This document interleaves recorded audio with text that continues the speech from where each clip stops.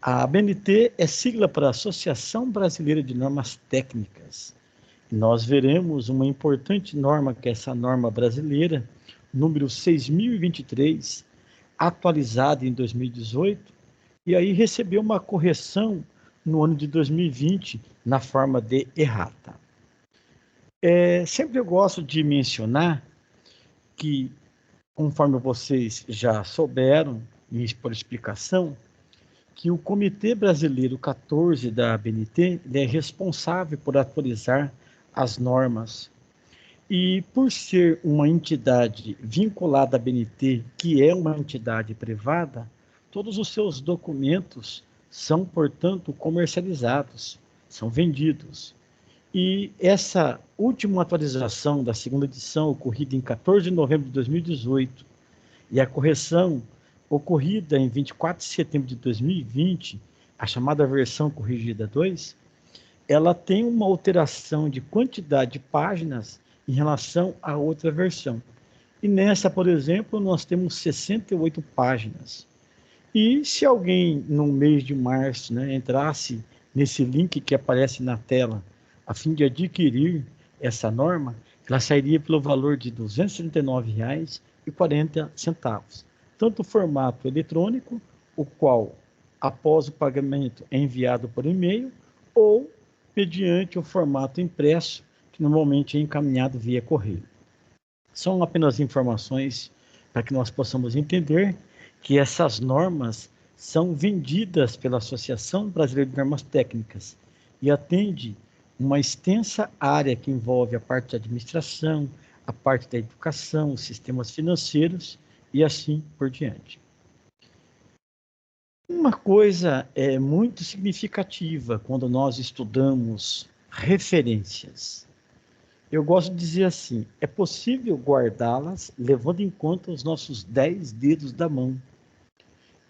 Olhando para as fichas catalográficas, tanto de livros, obras impressas ou eletrônicas, como também os periódicos que estão sujeitos a uma outra regra, nós podemos observar que há alguns elementos que são comuns e que devem, portanto, ser observados numa ficha catalográfica.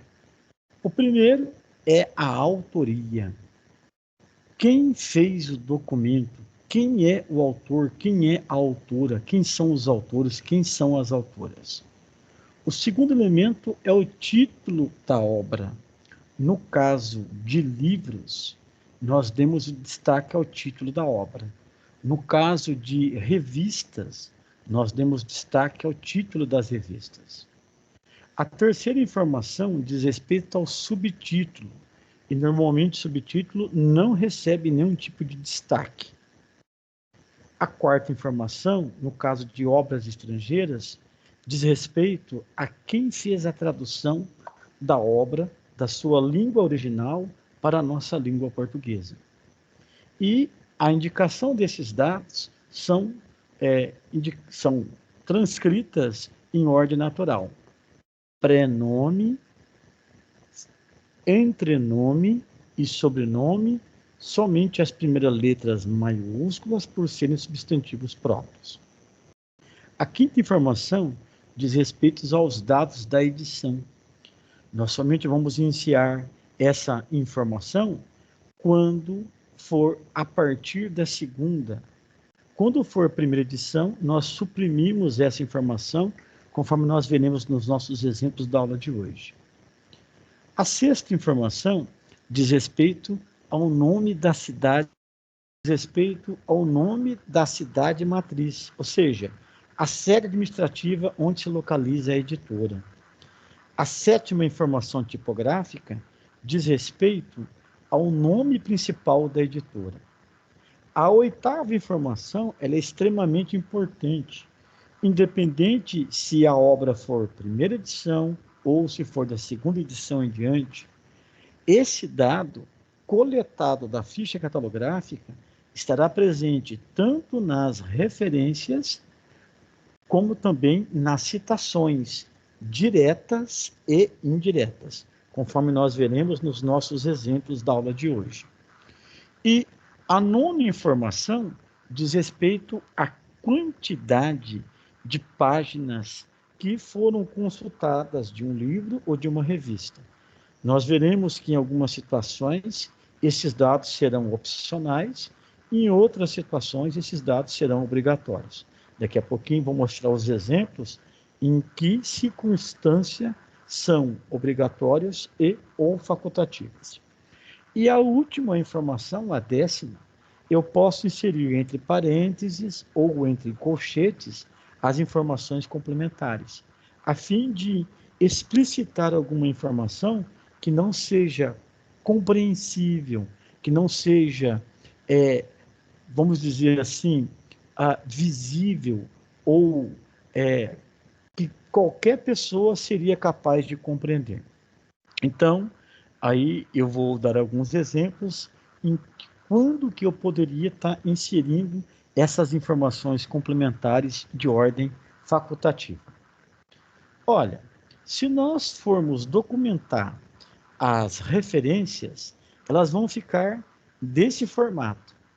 Eu estou aplicando aqui as regras da norma 14724, que diz que as referências deverão ser alinhadas à margem esquerda. Ela pode ver que tem um alinhamento à margem esquerda. Segunda coisa, o espacejamento entre linhas, o entre linhamentos será simples. E o tamanho da fonte é o tamanho padrão, ou seja, no texto escrito, no documento, tamanho 12. Olha, todas as informações dadas, se fossem, por exemplo, informações de uma fonte eletrônica, dá para perceber que todas as informações anteriores são repetidas. As únicas coisas que serão acrescentadas são essas que eu estou indicando no meu mouse.